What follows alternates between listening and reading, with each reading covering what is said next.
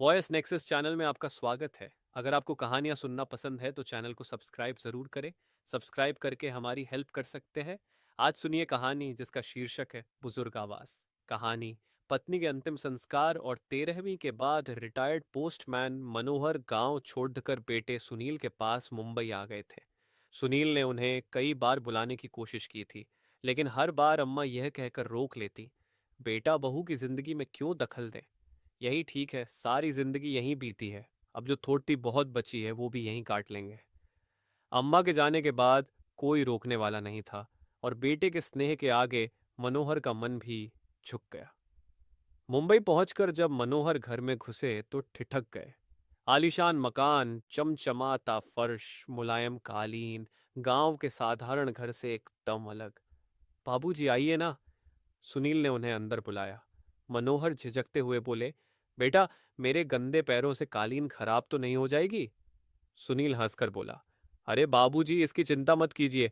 आइए, यहाँ सोफे पर बैठिए। जैसे ही मनोहर सोफे पर बैठे, नरम गद्दी के अंदर धंसते ही उनकी चीख निकल गई। अरे रे, मर गया रे। सुनील हंस पड़ा। बाबूजी, आदत पड़ी पड़ जाएगी। चाय के बाद उसने घर दिखाने की पेशकश की। घर का एक एक कोना देखकर मनोहर हैरान थे। तो बच्चे माँ बाप के साथ नहीं सोते? उन्होंने आश्चर्य से पूछा। नहीं बाबूजी, यहाँ शहरों में बच्चों को जन्म से ही अकेले सोने की आदत डालनी पड़ी रहती है। आया उनकी देखभाल करती है और माँ बस समय समय पर दूध पिला देती है, सुनील ने बताया। मनोहर सुनकर चुप हो गए। आगे चलते हुए सुनील ने अपने और पत्नी के कमरे के बारे में बताया, फिर एक छोटे कमरे की ओर इशारा करते हुए कहा, यह पालतू जानवरों के लिए है, अगर कभी कुत्ता पाला तो। और बाबूजी, यह है गेस्ट रूम।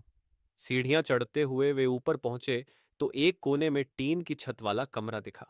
बाबूजी, यह घर का कबाड़ खाना है। टूटी फूटी चीजें यहाँ रखी जाती हैं और त्योहारों पर सफाई होती है। मनोहर ने देखा कि उसी कबाड़ खाने में एक फोल्डिंग चारपाई बिछी थी, जिस पर उनका बिस्तर और झोला रखा था। उन्होंने सुनील की ओर देखा, लेकिन वह तब तक नीचे जा चुका था। चारपाई पर बैठते ही मनोहर सोचने लगे, कैसा यह घर है जहां पालतू जानवरों के लिए अलग कमरा है, लेकिन बूढ़े माँ बाप के लिए नहीं।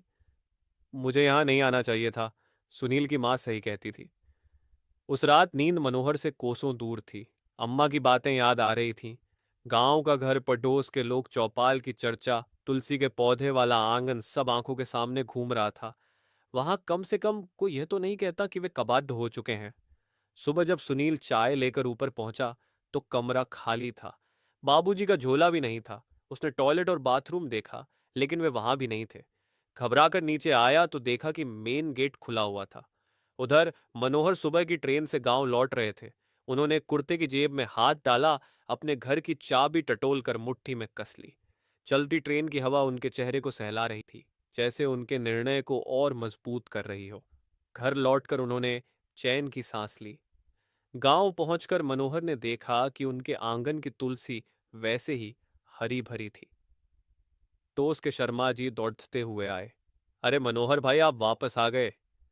मनोहर हल्की मुस्कान के साथ बोले, हाँ भाई साहब, अपने घर से बढ़कर कोई जगह नहीं। उन्होंने दरवाजा खोला, धूल भरे आंगन को निहारा और धीरे से कहा, यहां मैं कोई कबाड़ नहीं हूं। शिक्षा। बुजुर्ग माता पिता हमारे जीवन का आधार होते हैं। जैसे उन्होंने हमें बचपन में संभाला, वैसे ही बुढ़ापे में उन्हें भी प्यार और सम्मान देना चाहिए। व्यस्तता के बीच उनके लिए समय निकालें, क्योंकि एक उम्र के बाद बचपन फिर से लौट आता है।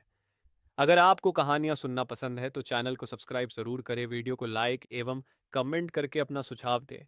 सब्सक्राइब करके हमारी हेल्प कर सकते हैं। धन्यवाद।